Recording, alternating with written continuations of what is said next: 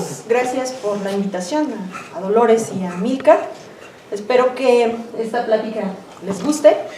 Pues bien, como ya dijeron, es sobre mujeres criptoanalistas en la Segunda Guerra Mundial.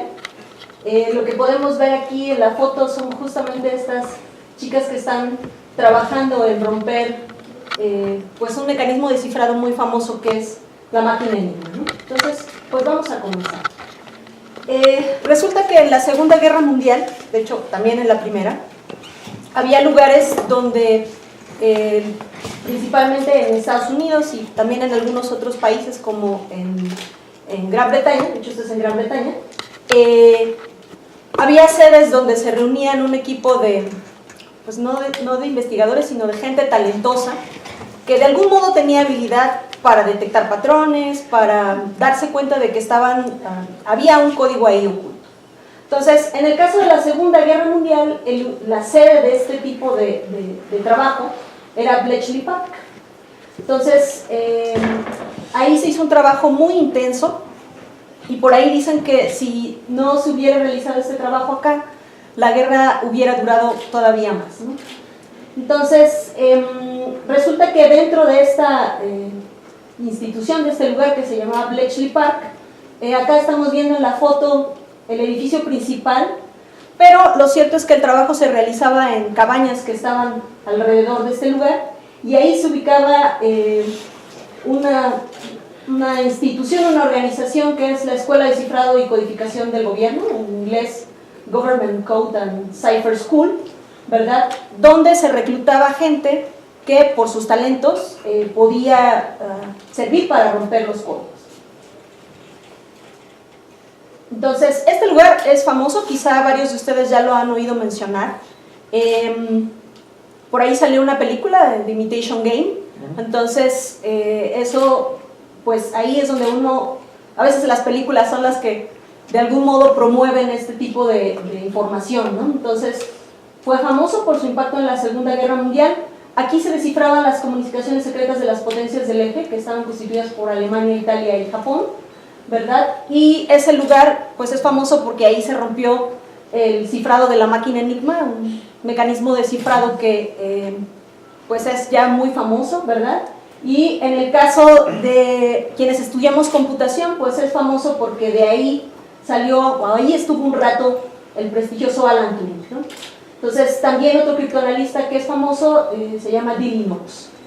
Entonces, de este lado, en el lado izquierdo, ¿verdad?, tenemos a Dilly Knox y acá tenemos a Alan Turing. Entonces, para ponerlos un poquito en contexto de por qué es tan importante el trabajo que realizaban ciertas mujeres en esto del criptoanálisis, hay que platicar un poquito acerca de este mecanismo de cifrado. Entonces, esto que tenemos aquí en la imagen es justamente cómo se ve una máquina Enigma por dentro. Acá en Silvetab en algún momento alguien vino a platicar sobre la máquina Enigma, ¿verdad? Entonces, básicamente es como una máquina de escribir, ¿verdad? Solo que tiene por acá unos rotores y se presionaban botones que eran ahí tecleábamos, digamos, el texto en claro, ¿verdad? Entonces pasaba cierta cosa en estos rotores y se encendía cierta lucecita, ¿no? Cierta lucecita que indicaba la letra con la que estaba cifrado el texto en claro, ¿no? Entonces, de este lado tenemos un panel de conexiones, ¿verdad?, donde se cableaban además otras cosas. Entonces, esta máquina fue diseñada en 1918 por Arthur Scherbius. Cabe mencionar que no fue el único en diseñarla, sino que también hubo varios otros en distintas partes del mundo que diseñaron mecanismos similares, perdón. Inicialmente se usó para propósitos comerciales. Anteriormente lo que hacían para cifrar era que se utilizaban libros de códigos, es decir, se intercambiaba una palabra por cierto número, ¿verdad? Y de esa manera se cifraba la información, pero pues su objetivo era principalmente comercial. Entonces, era muchísimo más fácil, es el primer mecanismo, valga la redundancia, ya automático, ¿verdad?, electromecánico, que permitía cifrar la información. Entonces, al principio, pues se utilizó simplemente con esos propósitos. Luego, en 1926, la milicia alemana la adopta como su mecanismo de cifrado por excelencia, ¿no? Entonces, lo que vemos acá en la imagen son rotores, ¿verdad? Que eran los que hacían el trabajo del cifrado, digamos. Entonces, inicialmente se tenían 3 rotores y estos se podían acomodar de distintas maneras. Entonces, podían estar en 26 distintas posiciones acá de las letras, ¿verdad? Y puesto que tenemos 3 rotores, había 6 posibles maneras de colocar estos rotores. Entonces, esto era una de las cosas que era difícil de detectar para la gente que hacía el criptoanálisis, porque el orden de estos rotores cambiaba. Entonces, bueno, al principio era como que sencillo, porque eran solamente 6 posibles combinaciones, pero después el orden de los rotores empezó a cambiar más seguido, ¿no? Primero cada mes, después diariamente, y ya para mediados de 1842, es decir, en plena guerra, ya cambiaba cada 8 horas.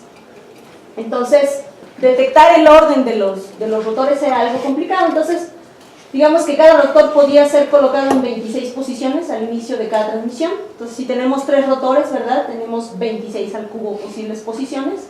Y adicionalmente, este panel de conexiones que estaba en la parte trasera, había 2 a la 47 posibles opciones de conectarla. Entonces, en total, esto es para que se den una idea de cuál era el espacio de llaves que tenían que buscar. Los criptoanalistas hacían principalmente eso, ¿no? Interceptaban mensajes en claro a veces que podían corresponder con ciertos textos cifrados, ¿verdad? Pero el objetivo de ellos era justamente descubrir la llave. Entonces, digo, ahorita a lo mejor se nos hace poquito, ¿no? Decimos 2 a las 67 posibles llaves. Pues sí, porque con el poder de cómputo que tenemos hoy en día, pues es más o menos sencillo poder probar las combinaciones, ¿no? Pero en aquel entonces, cuando no había computadoras, todas estas cosas se hacían a mano. Entonces, imagínense probar todas estas opciones, pues era la locura, ¿no? Entonces, pues ahora sí vamos a lo que nos atañe, que son justamente el trabajo que realizaron estas mujeres en Bletchley Park. Resulta que durante la Segunda Guerra Mundial, por ahí existe una estadística que dice que 8,000 mujeres estuvieron trabajando ahí en Bletchley Park. Esto implica que el 75% del total de la gente que trabajaba ahí eran precisamente mujeres.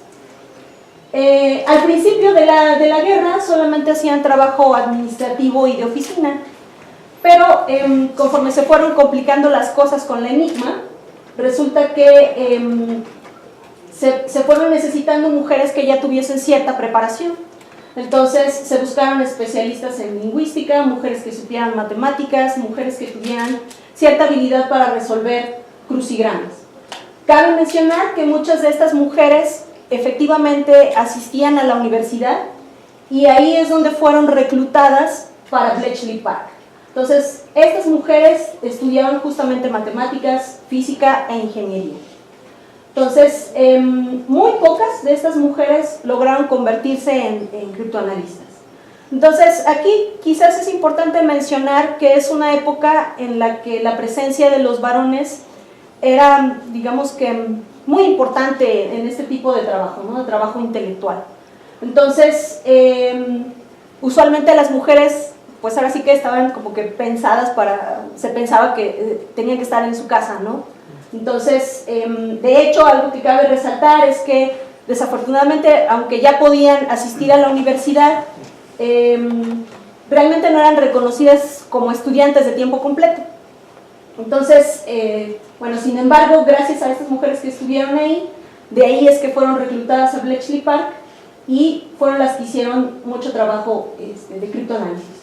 Entonces, hay varias mujeres que realizaron criptoanálisis en Bletchley Park. Yo solamente voy a hablar de 3 de ellas, que son Mavis Lever, Margaret Rock y John Clark. Bueno, después se casaron, por ahí si quieren buscar después el dato. Entonces, cuando se casan, pues cambia el apellido y ya no es Lever, sino Mavis Beatty, y en lugar de John Clark es John Murray. Entonces, acá tenemos las fotos de Margaret Rock y de John Clark, de hecho. Entonces, es importante mencionar también que todo este tipo de trabajo no se había dado a conocer sino hasta hace muy poco, porque pues finalmente es información confidencial, ¿no? Es información que los gobiernos mantienen en secreto hasta que pasa mucho tiempo, y por eso es que no se sabía cuál era el trabajo que realizaban ellas, ¿no? Ok, entonces todo este trabajo bueno, vamos a empezar con las primeras dos de ellas, que son Mavis Lever y Margaret Rock. Como les decía al inicio de la plática, no trabajaban en el edificio principal, sino en una especie de cabañas de madera. Este es el hut número 3. Mavis Lever y Margaret Rock trabajaban bajo, digamos que el líder del grupo era Dilly Knox, que al parecer era un tipo que efectivamente valoraba el trabajo de las chicas que estaban colaborando con él. Entonces dicen que era alguien bastante excéntrico y que en realidad, hace rato les hablé de la escuela de códigos y cifrado, pero resulta que como tal no era una escuela, sino que muchas veces llegaban las mujeres y el señor estaba ahí sentado en su escritorio, ¿verdad? Y les daba un problema a resolver y les decía, bueno, pues resuélvelo, tienes 12 minutos, ¿no? Entonces decían que era alguien que también presionaba mucho, ¿no? Si hay que romper un código, y decía una de ellas, que es Margaret Rock, un libro que escribió, decía, bueno, y si tienes a alguien aquí respirándote en el hombro de ya tienes que hacerlo, pues no ayuda mucho, ¿no? Entonces, es un trabajo que es romper un texto, un código, ¿verdad? Y encima es bajo presión, ¿no? Entonces, esto es para darles una idea. Aquí tenemos a Mavis Lever. Ella estudiaba alemán en el University College de Londres. Esa es otra cosa que es importante señalar, puesto que se estaban rompiendo códigos de la milicia alemana. Era muy valioso que alguien supiese hablar alemán. Entonces, en un principio también se buscó gente que supiera justamente hablar alemán. Ella comenzó buscando mensajes codificados de espías en el periódico The Times, ¿verdad? Y fue reclutada bien jovencita, fue reclutada a los 19 años por su profesor Leonard Willoughby. Este señor resulta que había trabajado en la Primera Guerra Mundial en otra institución que realizaba criptoanálisis que se le conoce como la Habitación 40 y era colega de Dilly Knox. Entonces, por eso es que la reclutó y finalmente fue a parar con Dilly Knox, ¿no? Entonces, el primer éxito de Mavis Betty fue que pudo romper la máquina Enigma utilizada por la Armada italiana. Aquí es importante mencionar que había varias versiones de la máquina Enigma y que se fueron complicando a lo largo de los años. Entonces, al principio resulta que esta máquina solamente utilizaba 3 rotores, ¿verdad? Después, aunque solamente utilizaba 3 rotores, era posible escoger de un conjunto primero de 5 y luego había que escoger de un conjunto de 8, ¿no? Entonces se va complicando el número de permutaciones que se puede tener en el acomodo de los rotores, ¿verdad? Y eso lo va haciendo cada vez más complicado. También resulta que por ahí se incrementó el número de rotores ya para el final de la Segunda Guerra Mundial, entonces se complica todavía más, ¿no? Ok, entonces resulta que, ¿por qué es tan importante este hecho de que ella junto con otras personas haya podido romper el código de esta máquina Enigma? Pues porque gracias a eso tuvieron una victoria los aliados en una batalla que es famosa como el Batalla de Cabo Matapán. Ella también trabajó en otra versión de la máquina Enigma que se conoce como Abwehr, que es la que utilizaba el servicio de inteligencia alemán. Entonces, resulta que cuando uno cifra con la máquina Enigma, una letra no puede ser cifrada como ella misma, ¿no? Pues, por ejemplo, si nosotros queremos cifrar, digamos, esta cadena de triple A, se puede obtener esta cadena, digamos, ¿no? OIP, por ejemplo. Pero no podemos obtener AIP, es decir, la letra no se cifra en sí misma jamás. Ajá. Entonces, esta pista, que parecía que era un buen mecanismo de seguridad, resulta que fue lo que le dio la pista a Mavis. Entonces se encontró con un mensaje muy largo que no tenía ninguna L, y entonces, como ninguna letra puede ser cifrada en sí misma, ella deduce que el mensaje, lo más probable es que antes de enviar un mensaje hacían pruebas con la máquina Enigma. Entonces ella lo que deduce es que el mensaje original, seguramente el que estaba operando la máquina simplemente tecleó la misma cosa varias veces, y pues de ahí descubre que eso no era una L, muy probablemente, que de hecho así fue. Y entonces resulta que posteriormente sobre esta pista descubre un mensaje que decía: hoy es el día -3.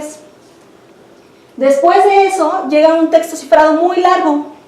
Entonces lo que sospechan era que describía el plan de ataque de la Armada italiana, y efectivamente así fue. Entonces se enteraron de los planes de la Armada italiana y eso fue pues una gran derrota para la flota italiana. Entonces ella escribe un libro que lo pueden encontrar, se llama Dili, el hombre que rompía enigmas, donde describe justamente cómo funcionaba esta escuela del gobierno de códigos y cifrado, ¿verdad? Y también describe los logros que ella pudo hacer con la máquina Enigma. Ok, entonces otra chica, Margaret Rock, ¿verdad? También trabajó al lado de Dilly Knox. Acá está una frase en inglés que fue de hecho escrita por Dilly Knox. Entonces lo que nos dice es que la señorita Rock es la cuarta o quinta mejor del staff que puede resolver el criptoanálisis del enigma, ¿verdad? Y que es tan útil como los profesores, ¿no? Entonces, vean nada más, ¿no? O sea, realmente a veces pareciera que la subestimaban, ¿no? No se pensaba que podían hacer este tipo de trabajo intelectual, pero podemos tomarlo en realidad como un piropo, ¿no? O sea, estaba al igual de todos los demás. Entonces, ella fue reclutada en Bletchley Park en 1940, a los 36 años de edad. Se graduó del Bedford College en matemáticas y estadística. Colaboró en romper también el cifrado de la Enigma Albert junto con Mavis Betty. Ellas dos hacen equipo junto con Dilly Knox. Y resulta que debido a su excelente desempeño la promueven a algo que se llamaba especialista en lingüista. Es decir, les daban un papelito donde decía, tú eres muy bueno en lingüística, ¿verdad? Y eso hacía que les pagaran un poquito más porque pues realmente les pagaban poco. Pero aquí es importante mencionar también que el recibir este nombramiento era casi como ser un criptoanalista. Era lo más cercano que podía estar una mujer en aquel entonces de ser llamado criptoanalista. Entonces vean los comentarios que hacía Dilly Knox acerca de las mujeres, estas mujeres grandiosas que trabajaban ahí. Entonces dice, denme una rock y una lever y puedo mover el universo. Entonces para que vean el grado de importancia, el trabajo complicado que hacían estas mujeres y que finalmente pues de algún modo fue reconocido. Entonces Margaret Rock, por ahí hay un libro que se llama Dear Codebreaker, que la portada del libro está acá, donde en base a documentos personales de Margaret Rock, de hecho varias, basado en su correspondencia, en la correspondencia que tenía con su mamá, describen muchas cosas. Entonces aquí podrán encontrar esas cartas y también una descripción de su vida, del trabajo que hizo, ¿verdad? Y del papel que jugó al romper el código Enigma. Entonces también hay una página web por si les interesa saber un poquito más acerca de Margaret Rock. Se llama así, www.dearcodebreaker.com. Es bastante interesante leer todas estas cosas. Es como una novela realmente, todos estos libros, este y el otro. Entonces ahí va describiendo qué pasaba desde que uno llegaba a Bletchley Park, ¿no? Cómo se trabajaba ahí, ¿verdad? Y pues es bastante interesante, la verdad es que sí se los recomiendo. Ok, entonces muy probablemente varios de ustedes recuerdan esta escena, es de la película The Imitation Game. Aquí creo que en español se llamó El Código Enigma. Vemos ahí a Keira Knightley en el papel de una mujer que estuvo al lado de Alan Turing, ¿verdad? Entonces el nombre del personaje que representa a Keira Knightley es justamente John Clark. Así es John Clark, o así fue John Clark en la vida real. Okay. Ella, bueno, creo que ha sido quizás bastante más conocida precisamente por la película y también porque trabajó al lado de Alan Turing. Entonces, ella nació en 1917 en Londres. Comenzó a estudiar matemáticas en el Newnham College, Cambridge. Y para 1939 ya había completado la parte 1 y 2 de los Mathematics Tripos. Estos son exámenes que se hacen para poder obtener un grado de licenciatura. Entonces ella se dice por ahí en la literatura que ella era muy buena haciendo matemáticas, ¿no? Entonces para 1940 la parte 3 de los Mathematics Tripos ya la había completado y además con honores, ¿no? O sea que esta mujer lo hacía muy bien. Entonces, resulta que cuando estaba haciendo sus exámenes, su supervisor de geometría trabajaba como criptoanalista en Bletchley Park y es justamente quien la recluta para hacer trabajo en esta escuela de códigos y criptografía.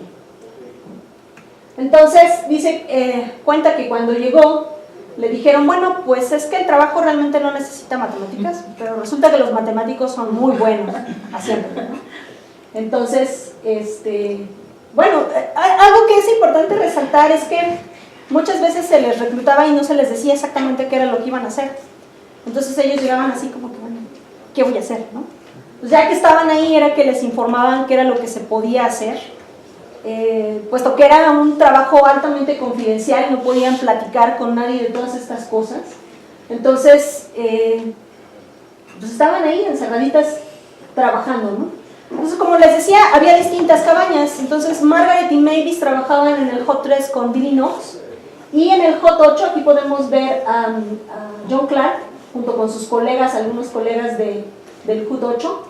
El Hot 8 era dirigido por Alan Turing y ella llegó al principio a hacer trabajo de oficina. Es algo curioso porque luego las películas nos cuentan como una versión que puede ser pues muy atractiva para el público, pero en realidad no es lo que ocurrió. Entonces, ayer justamente estábamos viendo de nuevo esta película de Imitation Game, y entonces el personaje de John Clark llega al parecer por un llamado en el periódico de solicitamos gente que sea muy buena resolviendo crucigramas, y pues cuenta que no la dejaban entrar, ¿no? Así como que la subestimaban, tú, pero no, vas a hacer trabajo de oficina, eso es allá arriba, acá no puede ser. Pero la realidad es que no ocurrió así, puesto que ella estudiaba justamente matemáticas en la universidad, ¿verdad? Y de ahí es que la reclutan, ¿no?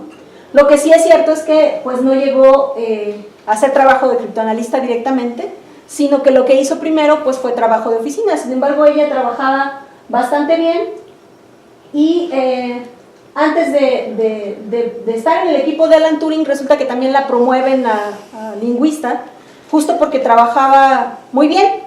Entonces es curioso porque ella no hablaba ningún otro idioma más que inglés, y entonces decía que era muy gracioso firmar ahí, llenar su documentación y decir, bueno, pues grado lingüista, ¿no? Otro lenguaje, que era lo que se esperaba que ella hablara, ninguno. Pero bueno, era así como que en el papel, ¿no? Entonces recuerden que también lingüista es algo muy cercano, era una muy buena idea, ¿no? Daba la idea de alguien que era muy bueno haciendo trabajo ahí. Entonces, resulta que como ella era muy brillante y como estaba justamente en el HOT que dirigía Alan Turing, cuya meta era romper el cifrado del enigma naval, alias Dolphin, este era su nombre en código, ¿verdad? Entonces, bueno, aquí antes de continuar un poquito más acerca de hablar de John Clark, déjenme platicarles por qué era bastante más complicado romper el código del enigma naval. Entonces resulta que era posible en este caso escoger 3 rotores de 8 posibles en lugar de escoger de 5, ¿verdad? Lo que daba 336 formas de acomodar estos rotores. Los métodos usados anteriormente, como en el caso de Billy Knox, que él solamente trabajaba con 5 de 3, ¿verdad? No servían para esta versión. Y entonces Turing inventa una nueva técnica de criptoanálisis a la que le llama bamburismus. ¿Por qué se le llamaba bamburismus? Bueno, ellos utilizaban unas hojitas como estas, que se hacían en una región llamada Bamburi, y por eso le llaman bamburismus. Entonces, el objetivo de esta técnica era identificar cuál era el rotor del lado derecho y cuál era el rotor del medio, para reducir el número de combinaciones, ¿no? Entonces, usaban probabilidad condicional para tratar de ver cuáles eran más probables y reducir el número posible de combinaciones.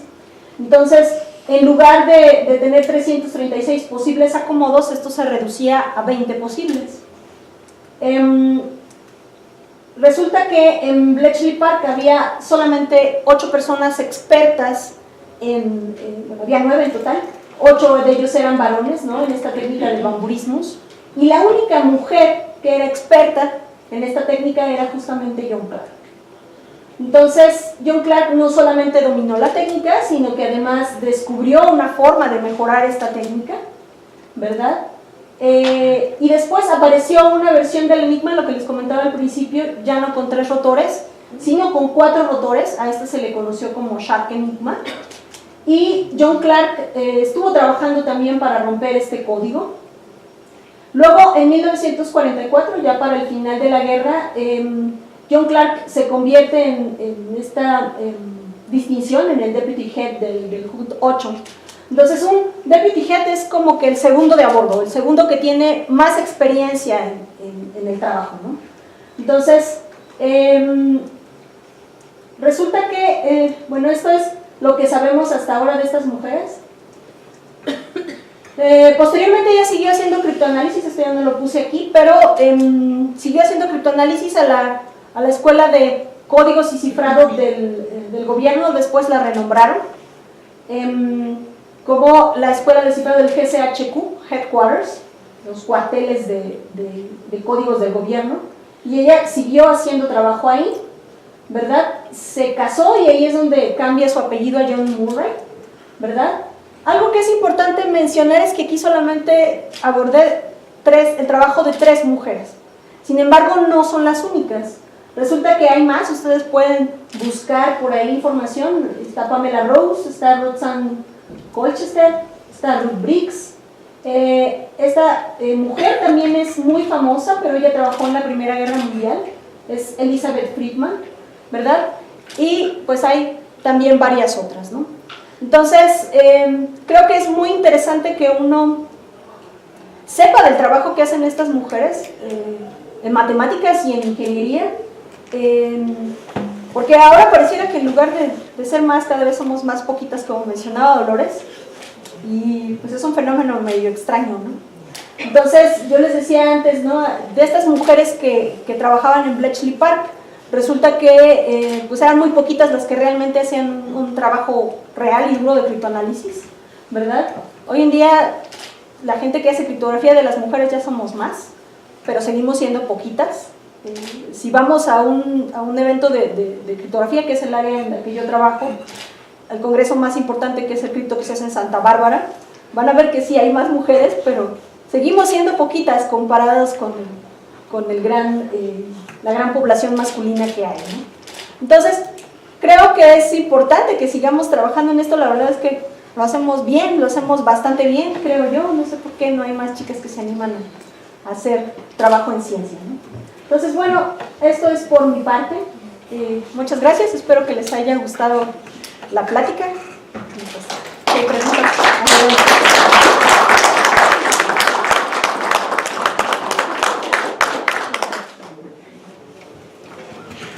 ¿Alguien tiene alguna pregunta para Sandra? ¿No? ¿No? ¿No? ¿No hay preguntas? ¿Allá? ¿Sí? Yo tengo algunos comentarios. Sí. Efectivamente, la máquina Enigma fue descifrada inicialmente en Polonia. Así es. Por Maja Rejewski y grupo. Y el trabajo de Turing fue ya con la máquina de 4 rotores. Entonces es importante precisar esto. Ajá, sí. Y hay una discrepancia así grande entre la ciencia polaca y la ciencia inglesa, porque se suele menospreciar el trabajo de Sí, eso es cierto. polacos, por un lado.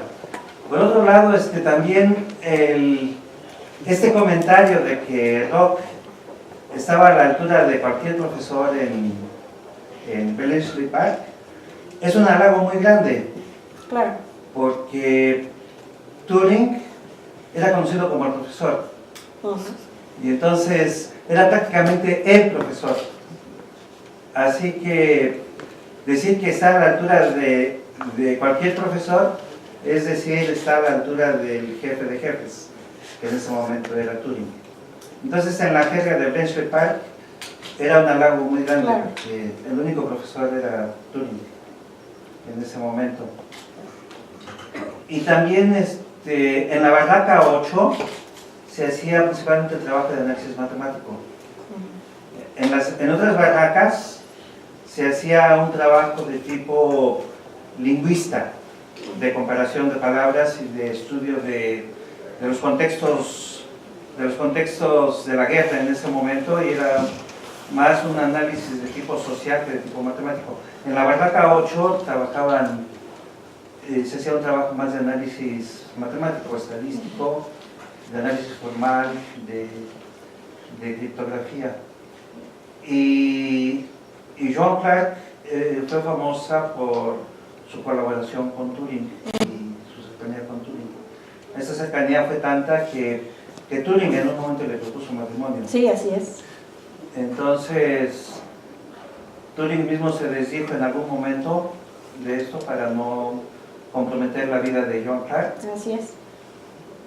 Y Joan Clark, efectivamente, después ya en su vida personal y matrimonial, recordaba con cariño y con muchas anécdotas la convivencia con Turing, y no se lamentaba no haber sido su esposa, pero sí mencionaba que pudo haber sido una experiencia interesante.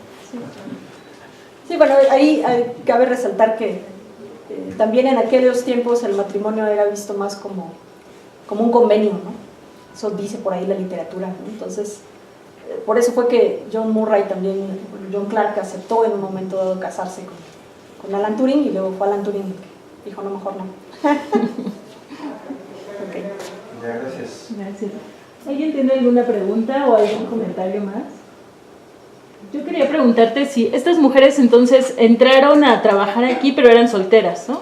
Sí, eran solteras y se casaron después. Justamente ya están trabajando ahí porque sus parejas eran gente que también trabajaba ahí en Bletchley Park. Entonces Mavis Lever después se convirtió en Mavis Beatty, precisamente porque conoció a su esposo ahí. John Clark, no me acuerdo si también trabajaba Murray ahí. Pero sí se casaron después. La que quedó soltera fue Margaret Rock, curiosamente. Interesante. Muy bien, agradecemos a Sandra otra vez